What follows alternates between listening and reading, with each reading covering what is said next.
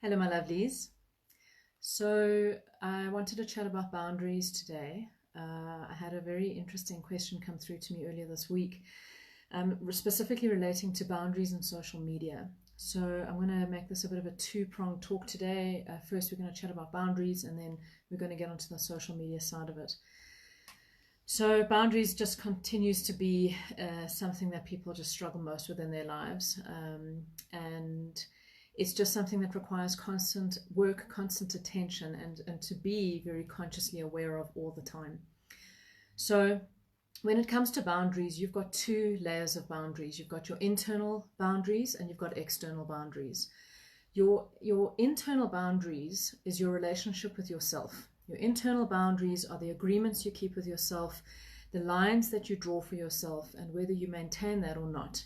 How far do you compromise your truth to make it with other people? So your internal boundaries are your boundaries around yourself, and your external boundaries are about your relationship with other people. So there's a few levels of boundaries I want you to consider when looking at your life, and think about how you handle boundaries with yourself, and how you handle boundaries with other people when it comes to spirituality. That you're allowed to follow or believe in any spiritual path you want, and do you honor that line for yourself, and do you honor other people's boundaries when it comes to that, and how you will allow other people to speak to you or treat you when it comes to your own spirituality and your beliefs.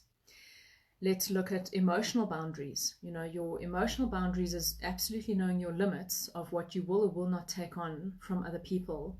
And it's knowing that you can say no at any time and not be manipulated by others, and not negotiate with yourself. So emotional boundaries are quite important. Again, how do you handle that with yourself, and how do you handle it with other people?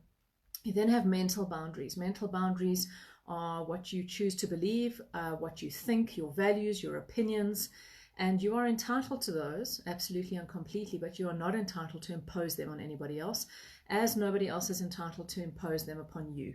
So your mental boundaries have to be looked at. Your physical boundaries, that's quite an obvious one, of how far you're going to allow somebody to come into your space, how you're going to allow yourself to be touched.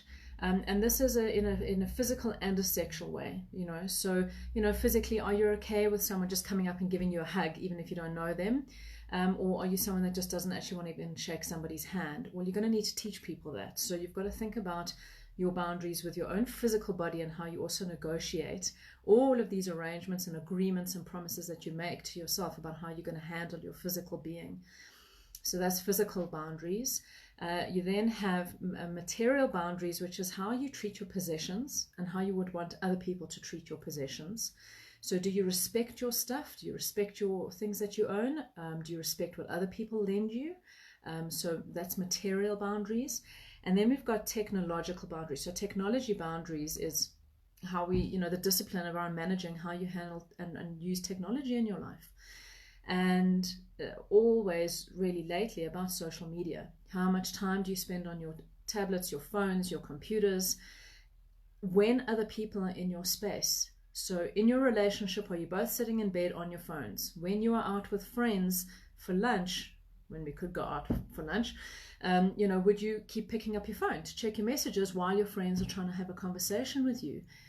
So this for me is the biggest area right now where people have no regard is technology boundaries, and how it's creating huge rifts in relationships.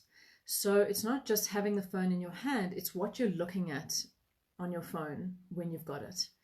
And this is going to bring me to discussing boundaries around social media.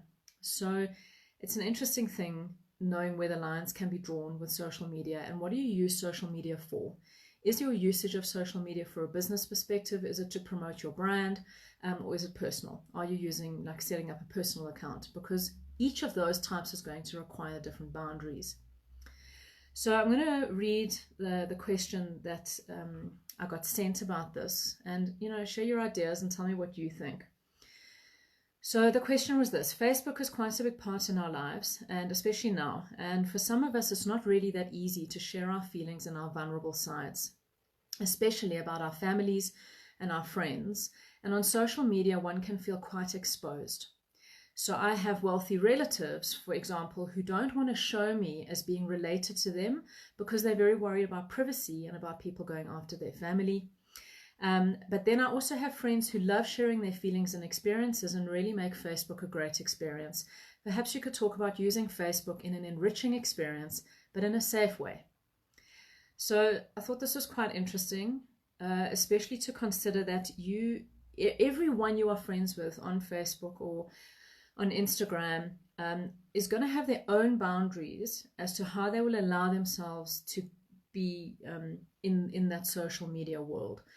Now, some people will just be friends with everybody, and they absolutely have no problem sharing anything to do with their kids, with their business, with their lives, and other people are exceptionally private, like she mentioned about her relatives. And everybody is completely entitled to whatever privacy they want, and you have to respect that. Now, I'm completely rigid about anything to do with my child being on social media. All my friends know this about me. We never put a photograph of her on any platform.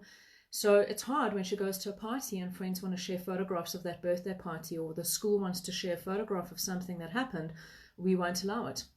We won't allow her image to be shared. We feel very strongly about that.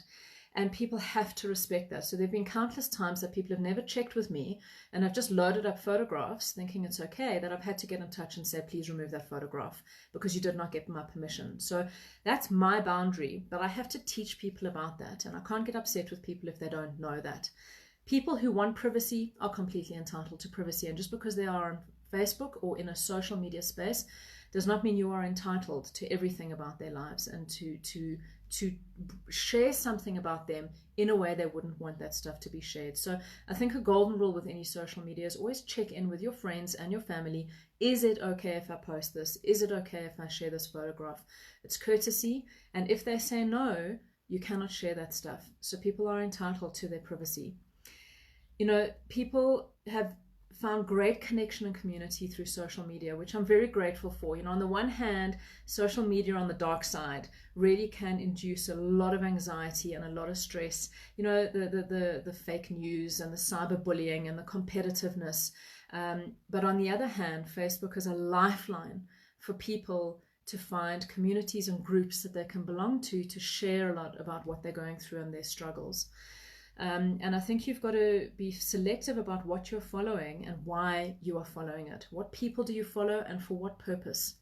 And the same goes for what you are sharing. When you are putting a post out there, when you are sharing something, what is the purpose? Are you just wanting to get likes? Is it a popularity contest? Are you really wanting to share something that's going to make a difference in someone's lives? Are you wanting to raise awareness about a particular issue? You have to think about what you are sharing and why you are sharing it for what purpose. So, you know, you're not on there for your personal friends and families to entertain you. So it's great in this question that she said, you know, a lot of my friends love sharing their experiences, and that's fantastic, but they're not obligated to do that. And it's not other people's jobs to make your Facebook experience more enjoyable from a personal perspective. That's when you would follow inspirational people or celebrities or entertainers, because that is their job. So I think you've got to look at your expectations of what you expect from people on social media and what pages are you following. The follow-on to her question was also very interesting, where she said, when it comes to relationships, when is it love and when is it showing off? In other words, if I get given flowers or something romantic, I feel bad to share it on Facebook, as I have a lot of single friends out there who sometimes feel left out. You are not responsible for somebody else's happiness, and you are not responsible for how somebody else perceives your posts. You have the right to post what you want to post about yourself and about your own life. If somebody else is going to be upset or offended, that is not on you. They can choose how they want to see that post, receive that post, feel offended by that post. There's too much offense that goes on with social media, and people have to own that for themselves. So on the other hand, don't also keep yourself small because you're too worried about offending other people on social media. Within reason, I mean, guys, logically I'm talking here. You can't put racial stuff on, and you can't put sexist stuff on, and you can't be attacking people in a really malicious way and then saying, oh, well, you know, your offense is not my problem. So just like be a bit brainy about that. So When it comes to social media usage, it's also hugely impactful in relationships. And guys, I deal with a lot of relationships in my work, and I deal with a lot of cyber infidelity in my work, and it is becoming far more prevalent than actual physical infidelity. And this is cheating. It is secret messaging. It's secret little, winks or emoticons or, code words that go on all social media platforms that your partner doesn't know is happening. And I know couples who sit next to each other on the couch watching TV, and they're having a bit of an online situation going on. So that's where you've really got to be very awake about your boundaries. If you are engaging with someone on Instagram, on Facebook, in a way that you wouldn't want your partner to see, then you are acting out of integrity, and what you are doing is not okay. So boundaries is how am I allowing somebody else to be invited into my space, and how am I responding to that?